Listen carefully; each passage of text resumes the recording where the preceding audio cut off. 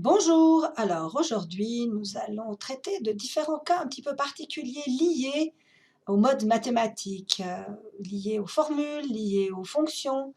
Alors la première démo que je vais vous faire, c'est une formule, c'est un calcul de pourcentage. Alors c'est une ancienne votation suisse, mais qui correspond à des vrais chiffres, donc une votation par canton. Nous avons un total de votants de 28 000 et quelques, et nous avons 10 000 de oui et 18 000 de non. Et c'est vrai que c'est plus intéressant avoir un pourcentage plutôt que le nombre de votants. Alors, revenons un petit peu à l'école primaire. Comment est-ce qu'on calcule un pourcentage? Alors, il y avait un truc qu'on disait à l'école et qui fonctionne très bien même pour les adultes. On divise toujours le petit montant par le gros, ce qui va nous donner un rapport décimal. Donc, je vais mettre le signe égal. Je vais dire que j'aimerais analyser le nombre de votants qui ont répondu oui, divisé par le nombre total de votants, le petit montant divisé par le grand, ce qui va me donner un rapport décimal, je disais, donc par rapport au chiffre 1, ce qui me donne un résultat de 0,167, etc. Ce qui est parfaitement correct. Mais c'est pas comme ça que j'aimerais l'afficher. Donc, je pense que tout le monde connaît ce petit bouton que je montre ici. Alors, qu'est-ce qu'il fait, ce bouton? Eh bien, il fait trois choses. Il multiplie par 100, il ajoute le petit symbole du pourcentage que je n'aurai pas le droit de saisir manuellement moi, et puis il arrondit. Si l'arrondi me déplaît, eh bien il y a un petit bouton à côté qui permet de rentrer ou de sortir les décimales.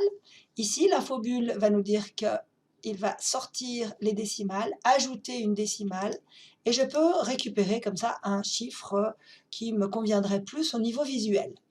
Ici, j'ai indiqué une petite astuce, j'espère que vous la connaissez. Une fois qu'on a créé la première formule, eh bien, au lieu de prendre la poignée d'incrémentation, de cliquer et de glisser, il suffit que je pointe la petite poignée verte là où il y a le petit carré noir, donc la poignée d'incrémentation, et je la double-clique. Et automatiquement, ça se remplit jusqu'en bas.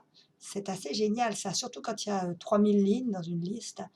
Alors des fois, on me pose la question, est-ce qu'on peut aussi faire ça en horizontal? Eh bien, la réponse est non, hélas. Il faut que ça soit en vertical. Et de plus, il faut que ça soit un petit peu à côté d'un mur.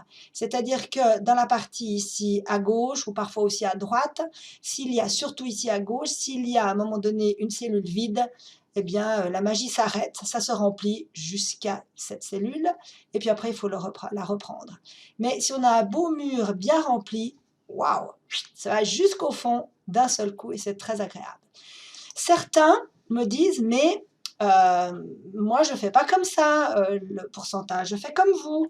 Donc je divise le petit nombre par le grand, mais moi je mets le 100 dedans, je fais fois 100, je n'ai même pas besoin des parenthèses, les priorités d'opérateurs ici étant appropriées. Alors, je n'ai rien à dire. Vous avez parfaitement raison. J'ai une fois une équipe de banquiers qui m'avait dit ça. Et je dis, mais vous voulez pas le signe, le petit signe pourcentage après? Oui, mais c'est marqué votre libellé en dessus, marque pourcentage de non. Alors, tout ce que vous pouvez faire, c'est rentrer les décimales, mais vous n'aurez pas le droit d'avoir ce petit symbole. Pourquoi? Parce que pour l'avoir, il faut cliquer sur le bouton, et le bouton, il fait fois 100, et c'est ou vous ou lui, mais vous ne pouvez pas faire les deux en même temps. Voici ce qu'on obtiendrait, et donc c'est absolument pas ça que l'on désire. Donc c'est parfaitement correct, mais le prix à payer, pas de petit symbole. Donc voilà pour le pourcentage qui souvent donne un petit peu des sueurs froides à quelques utilisateurs débutants qui ont un peu oublié comment on faisait les pourcentages. Je passe à la feuille d'après et j'aimerais vous montrer d'autres choses. Alors, on parle de la date du jour. Alors, la date du jour, ici, j'ai marqué imprimer le. Je vais utiliser la fonction aujourd'hui parce que imprimer, c'est une date qui sera mise à jour automatiquement. Alors, si je fais égal, je tape aujourd'hui, on me la propose d'entrée de jeu. Ne faites pas Enter, parce que ça ne fonctionne pas, c'est très logique, mais voilà. Il faut faire Tab sur la touche tabulateur du clavier. J'ai plus qu'à fermer ma parenthèse, puisque aujourd'hui est une fonction qui ne nécessite aucun argument. Et il me donne la date d'aujourd'hui qui sera automatiquement le 23, demain, 24, etc. Voilà pourquoi je l'ai intitulé une date d'impression, puisque la date d'impression est toujours à jour. C'est le jour où on l'imprime. Créez-le, c'est un peu comme une date de naissance. Hélas, on ne peut pas la modifier, on ne peut pas la mettre à jour. Donc ça sera une date figée, elle va simplement m'économiser les doigts. Ça va m'économiser le fait de saisir le 22.03.2023, etc.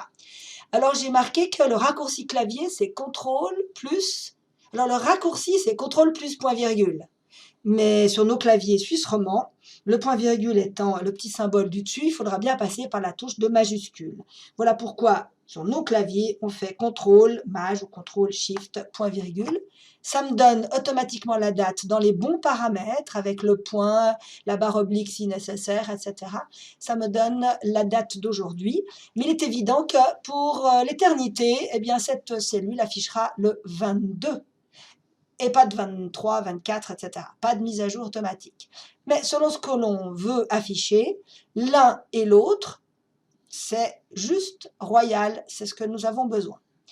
Et puis, une petite chose aussi importante, petite astuce, lorsque l'on écrit un numéro de téléphone, par exemple, ou une donnée qui serait comprise par Excel en tant que donnée numérique, eh bien, alors que nous, on veut simplement du texte, eh bien, ça ne fonctionne pas comme ça. C'est-à-dire que si j'écris plus 41, 22, j'ai beau mettre les espaces, je vais vous montrer ce que ça donne.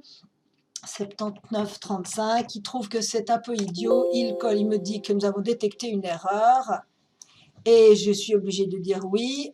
Et puis, il me colle tous les chiffres comme si il trouvait un peu idiot que j'aille séparer avec des espaces. Il enlève même le plus. Parce qu'en fin de compte, il faut lui dire « Hey, hello Excel, c'est pas du nombre, c'est du texte, c'est des chaînes de caractères. » Et l'astuce royale, on commence la saisie par une petite apostrophe. Puis après, on met exactement ce qu'on veut. Et si je ne terminerai pas ce que j'ai écrit avant, etc., etc. Mais j'ai à ce moment-là une chaîne de caractères qui, ne soyez pas étonnés, restera à gauche, bien évidemment, puisque c'est considéré comme étant presque un petit peu du texte. Et le cas est exactement le même ici. Si je veux faire un peu à la Word, comme un petit peu une petite liste à puces, et je commence par tiret, espace, remplir, demande, et lui, il me dit « Non, mais j'ai pas de fonction qui s'appelle remplir ».